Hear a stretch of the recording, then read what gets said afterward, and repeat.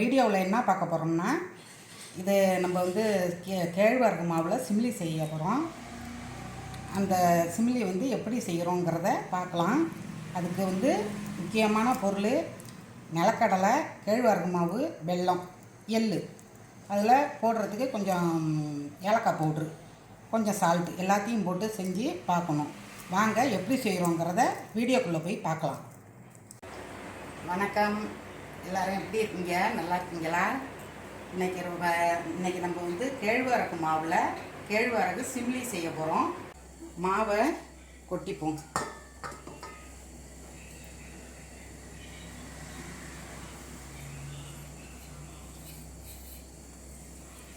இதெல்லாம் ஒரு கிண்ணம் மாவு கொட்டியிருக்கேன். இப்போ இதுக்கு கொஞ்சமாக சால்ட்டு போட்டுப்போம். இனிப்புங்கிறதுனால கொஞ்சமாக போட்டுக்கிட்டா போதும். இந்த உப்பை கரைச்சிப்போம்.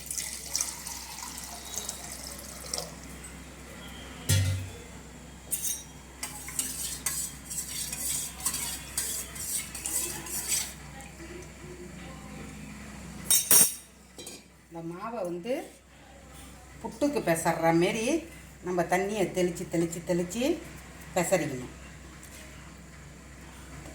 தண்ணியை ரொம்ப ஊற்றிடக்கூடாது. அப்படியே புட்டு மாவு மாதிரியே பிசறி எடுத்துக்கணும்.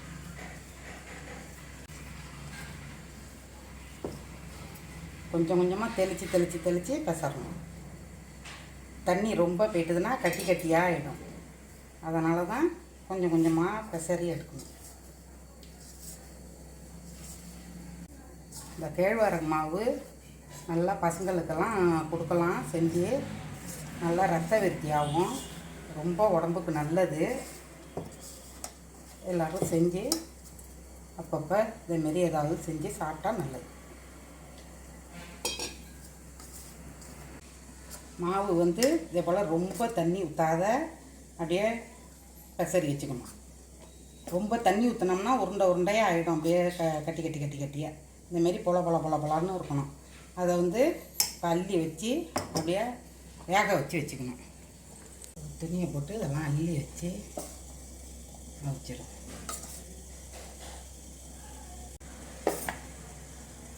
தண்ணி மட்டும் ரொம்ப போகாத பார்த்துக்கணும். தண்ணி ரொம்ப இருந்துச்சுன்னா வேவறப்ப வேர்வை தண்ணியெல்லாம் படுமா, அதில் வந்து இதாகிடும்.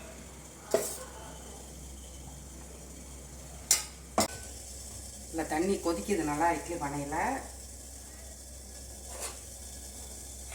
இதை எடுத்து வச்சுக்கணும்.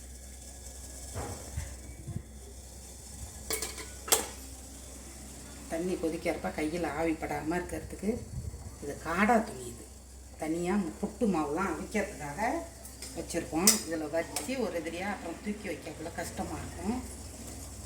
எதிரியாக அள்ளி வச்சு மூடி வச்சோம்.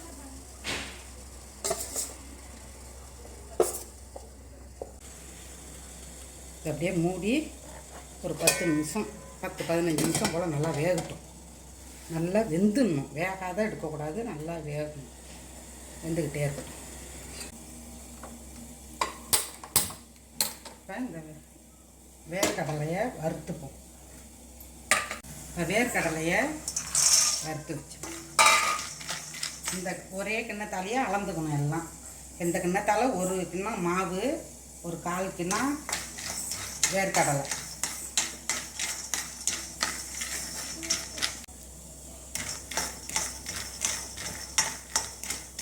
வேர்க்கடலையை நல்லா வறுக்கணும். அது உள்ளே வேகாத இருக்கும். அப்புறம் வெந்தால் தான் பிசுன்னு பல்லில் இல்லைன்னா ஒட்டிக்கும். அப்படியே பிசுன்னு ஸ்லோவாக வச்சுக்கிட்டு நல்லா வறுக்கணும்.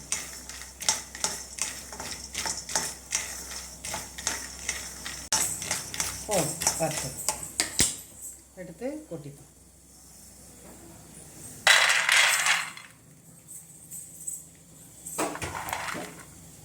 அதுலேயே இந்த ஒரு 3 ஸ்பூனு எள் எடுத்து வச்சுருக்கேன். அதை வறுத்துப்போம்.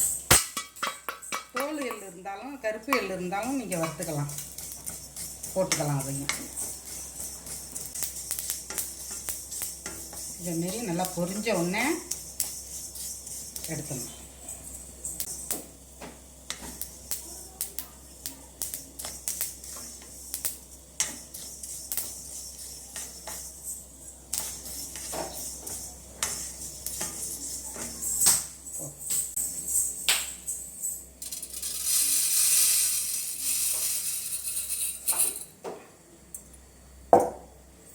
இது நல்லா ஆறி போன பிறகு இந்த தோலெல்லாம் எடுத்துட்டு இப்போ மிக்சியில் போட்டு ரொம்ப மாவாக அடிக்கிறாத அப்படியே குறன்னு எடுத்துக்கிட்டு வந்துடணும். அதேமாரி இந்த எள்ளியும் போட்டு பல்சு மோட்டில் போட்டு அப்படியே லைட்டாக போட்டு எடுத்துடணும். சூட்டோடு எடுத்து கொட்டினோடனே தண்ணி நிறையா இருந்தால் இதேமாரி வராது, பொலன்னு சூட்டோடு இருக்குது. இந்த கட்டியெல்லாம் நல்லா உதுத்து விட்டுக்கிட்டு ஒத்தாப்பில் எல்லாத்தையும் உதுத்து விட்டுக்கணும். கையால் செய்யலாம், சூடாக இருக்குல்ல.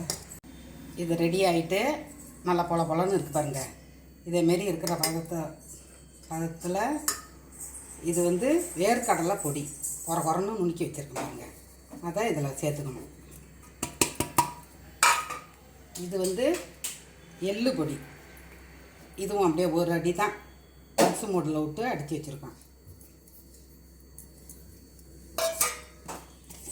இது ஏலக்காய் பொடி,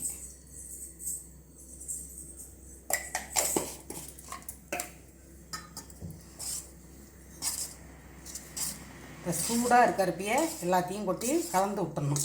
அப்போ தான் எல்லாம் ஒட்டாப்பில் சேரும்.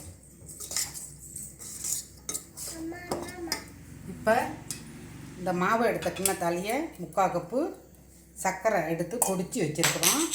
அதையும் இதில் சேர்த்துப்போம். சூட்டோடையே சேர்த்தா தான் அதோட சேர்ந்து இதாகும். நம்ம பார்த்துக்கிட்டு கூட போட்டுக்கலாம். இனிப்பு அதிகமாக வேணும்னாலும் போட்டுக்கலாம், கம்மி பண்ணணுன்னாலும் கம்மி பண்ணிக்கலாம். நம்ம இஷ்டம் தான். நம்ம இனிப்பு சாப்பிட்றதுக்கு தகுந்த மாரி போட்டுக்கணும்.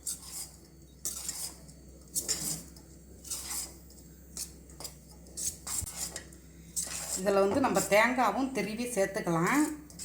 தேங்காவை சேர்த்துக்கிட்டோம்னா அன்றைக்கே சாப்பிட்ணும், இல்லைன்னா 2-3 நாளைக்கு வச்சுக்க முடியாது. இது வந்து 2 நாளைக்கு 3 நாளைக்கு இருந்தாலும் கெட்டு போகாத இருக்கும். இந்த சூட்டோடு கலந்தோம்னா தான் இது சேரும்.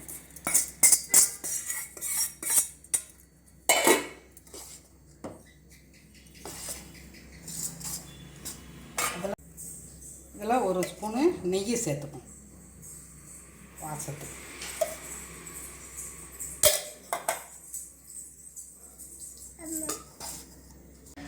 இதை அப்படியே உருண்டை பிடிச்சி வச்சுருவோம். அப்படியே வச்சா புட்டு, இப்படி செஞ்சோம்னா உருண்டை.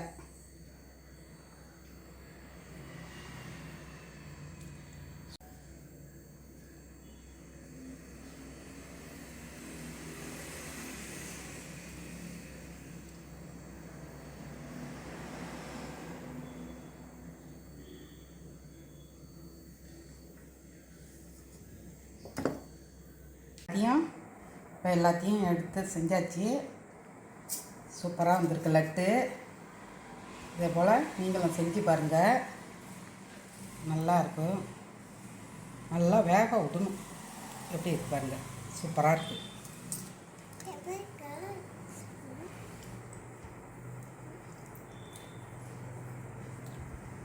இந்த வீடியோ பிடிச்சிருந்ததுன்னா அப்படியே ஒரு லைக் பண்ணுங்கள்.